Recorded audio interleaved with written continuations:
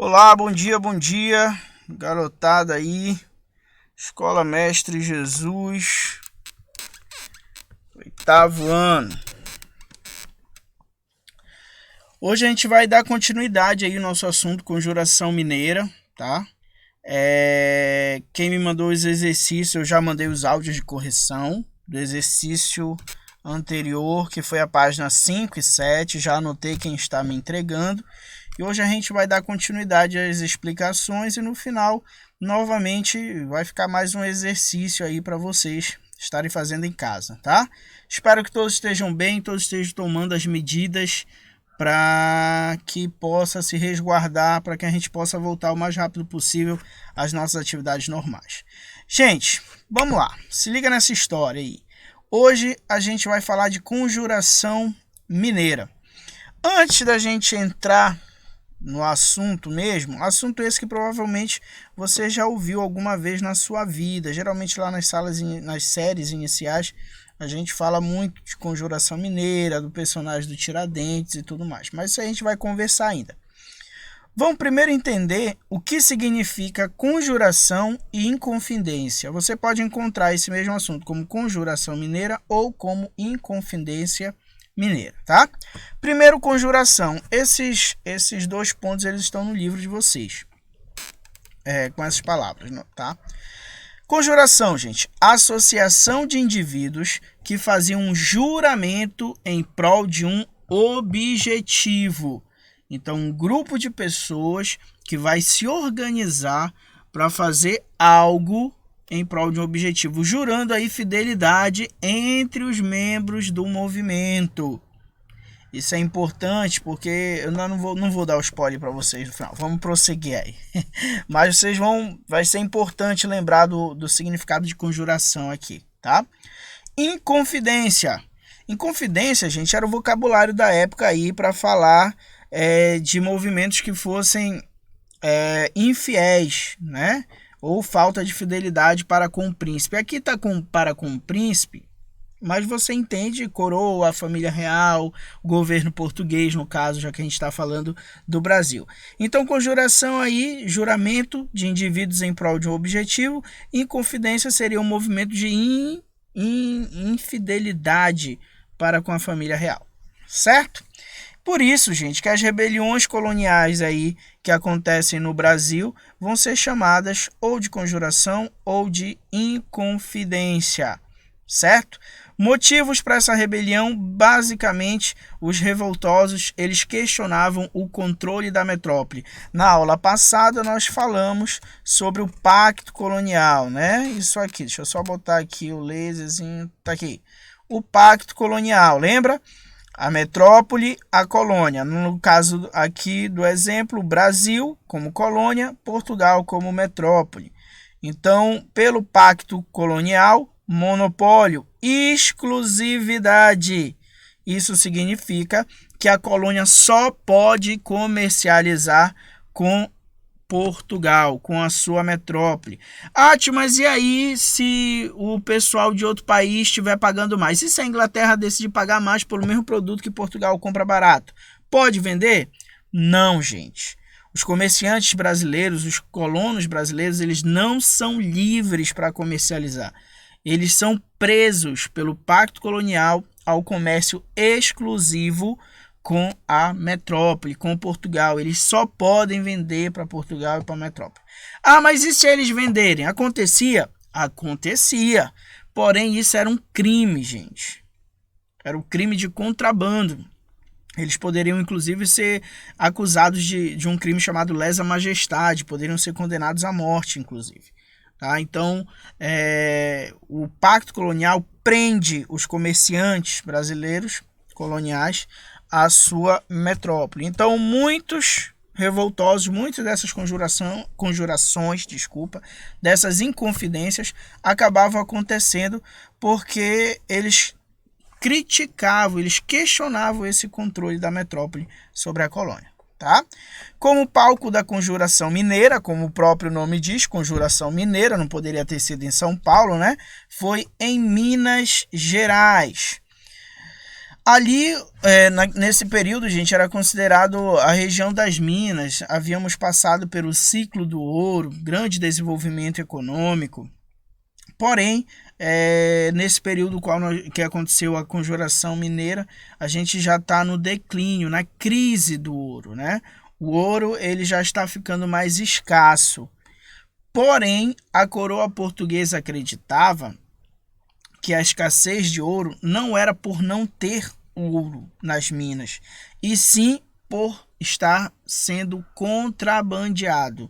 Então a coroa vai pressionar ainda mais a região das minas, os mineiros, para que pudessem pagar os seus impostos. Então vamos lá. A região das minas já está vivendo o período da crise do ouro, escassez do ouro, as minas não rendem mais tanto ouro como antes, porém a coroa portuguesa acredita que as minas rendem sim, porém parte do ouro, uma grande parte está sendo contrabandeada, então ela continua pressionando para receber os seus impostos, tá? Mais precisamente a cidade de Vila Rica, tá? Hoje conhecida como Ouro Preto, bem aqui, ó. Bem aqui você tem, ó, Minas Gerais, cidade de Diamantina e a cidade de Ouro Preto. Esse movimento acontece aqui na cidade de Ouro Preto, tá? Logicamente, essa crise do ouro, gente, ela vai causar o que a gente chama de tensões sociais, né? Se você pega uma parte da sociedade e impõe a eles uma crise econômica, altos impostos, não tem como pagar, as pessoas ficam sendo ameaçadas de perder suas propriedades, então essas pessoas vão começar a se revoltar, vão começar a ficar tensas. Tá? Porque a crise, gente, na região das minas, ela abalava todos os que viviam na região das minas. Desde portugueses, brasileiros mesmo, mineiros, aqueles que eram donos das minas, aqueles que trabalhavam nas minas, aqueles que eram comerciantes e vendiam na região das minas. Ou seja, toda a população da região das minas, dos mais ricos aos mais pobres, vão sofrer as consequências dessa crise do ouro e dessa cobrança rígida da coroa em cima deles, tá? Passando para o próximo slide, tá? Vamos falar agora do alferes Joaquim José da Silva Xavier, que vocês conhecem como Tiradentes. Alferes não faz parte do nome dele, tá, gente? Alferes era uma patente, uma antiga patente militar, a patente mais baixa do exército daquela época, era o alferes, tá? O nome dele mesmo é Joaquim José da Silva Xavier. Esse camarada aí, gente, ele tinha ideias, já tinha sofrido influência iluminista, então ele tinha umas ideias de liberdade. Olha, lembra que eu falei? A influência do iluminismo nesses movimentos no Brasil, ainda há pouco eu te expliquei que a colônia está presa à metrópole. Então os comerciantes coloniais, eles queriam o quê? Liberdade para comercializar. Eles não queriam comercializar exclusivamente com Portugal. Então essa ideia de liberdade, ela é uma influência iluminista. Então o Tiradentes, ele vai disseminar ideias iluministas, ideias de liberdade. E aí você tem aqui, ó, na bandeira do que seria a nova república, liberdade, né? Libertas que será também, vive livres que será livre também. Basicamente é essa a ideia, certo? Então o Tiradentes, ele faz esse trabalho de difundir ideias iluministas. Inclusive os revoltosos, eles utilizavam panfletos para criticar a metrópole e para dizer como poderia melhorar a situação deles e tudo mais, tá? Motivos para revolta, aqui é revolta, tá, gente? Ficou recolta aí, um erro de digitação, é revolta, tá? Motivos para revolta. Vamos lá. Primeiro, elevadas taxas de cobrança por Portugal. Os impostos eram altíssimos. E outra, existia uma espécie de imposto que seria o imposto sobre o imposto. Eles cobravam um imposto, por exemplo, o quinto, digamos assim, E aí, se você ficasse com seus impostos atrasados, porque por ano você deveria pagar um outro imposto.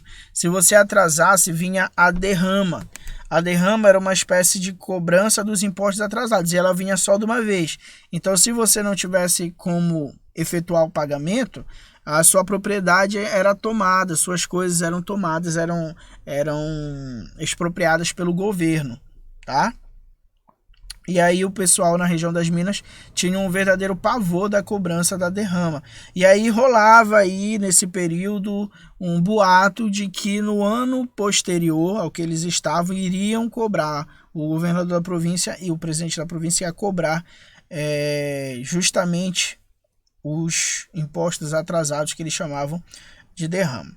O que os conjurados desejavam?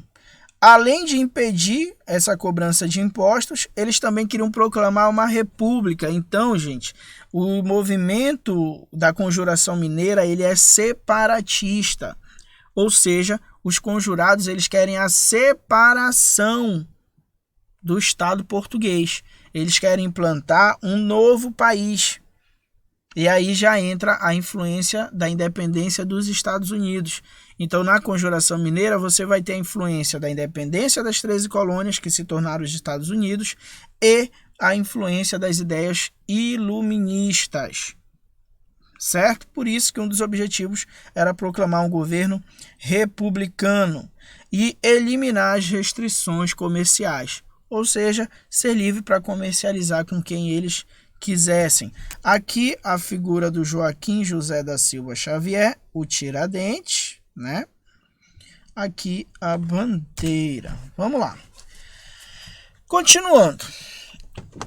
Para tentar aí assegurar o objetivo, né, que eu acabei de comentar, os conjurados vão se organizar e vão planejar a revolta.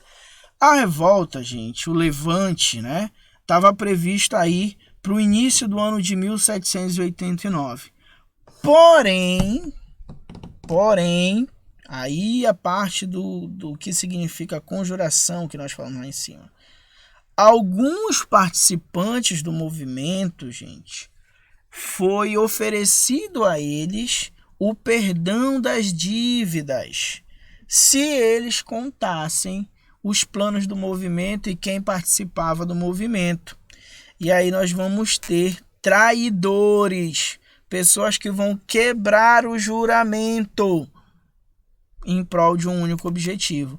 Então, o movimento da Conjuração Mineira tinha como ideal promover mudanças comunitárias, né, coletivas, e não mudanças individuais. A gente quer proibir a derrama para todo mundo da região das Minas. A gente quer proclamar uma república para todo mundo da região das Minas. Agora, muito interessante, tá? Importante, gente. Eles não falavam nada sobre fim da escravidão, tá? Não eram adeptos do fim da escravidão, certo? Então, talvez não fossem tão liberais assim, tá?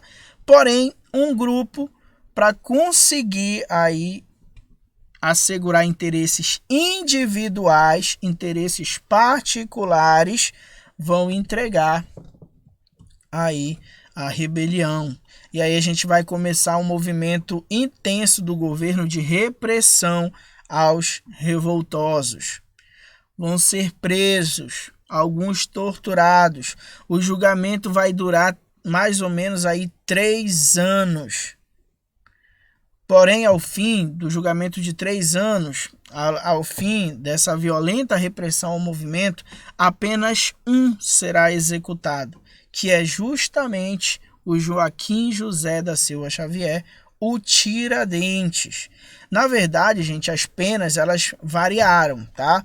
Nós tivemos aqueles aí que foram condenados ao degredo, que é uma espécie de expulsão, né? O exílio.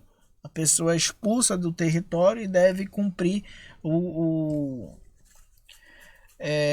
como é que a gente fala? Cumprir a pena dela em outro território. Inclusive, gente, logo que os portugueses chegaram ao Brasil e começaram a colonização, quem cometia um crime em Portugal poderia ser condenado ao degredo e era enviado para onde? Para cumprir a pena? Para o Brasil. Então nós vamos ter muitos criminosos portugueses sendo enviados como uma espécie de pena para se cumprir o degredo no Brasil. Nesse caso, alguns foram enviados para a África, tá? Para cumprir o degredo. Açoites públicos, né? Botava o camarada lá no pelourinho, né? Ou num tronco, e açoitava publicamente. Ah, mas por que açoitar publicamente? Porque a ideia é mostrar para as pessoas o que acontece com quem venha se revoltar contra a coroa portuguesa, com quem venha ter ideias contrárias ao pacto colonial. E aí o maior exemplo de todos ficou nas costas do Tiradentes, como o único condenado à morte. Na verdade, ele não foi o único condenado, tá, gente? 11 pessoas foram condenadas à morte. Dessas 11, o único executado de fato foi Tiradentes. Os outros 10, com o tempo, a coroa, a rainha, ela mudou a condenação deles. O único executado mesmo foi o Tiradentes, foi considerado o principal culpado, tá? Foi condenado à morte à forca e depois ele foi esquartejado. Isso aconteceu no dia 21 de abril de 1792, e aí a gente tem uma das imagens representando aí o corpo dilacerado do Tiradentes. Sua cabeça foi levada para Vila Rica e foi deixada na ponta de uma estaca em exposição.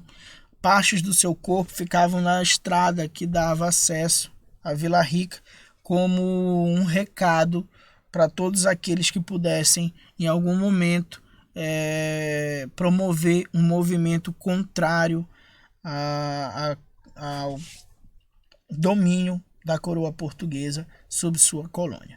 Certo, gente?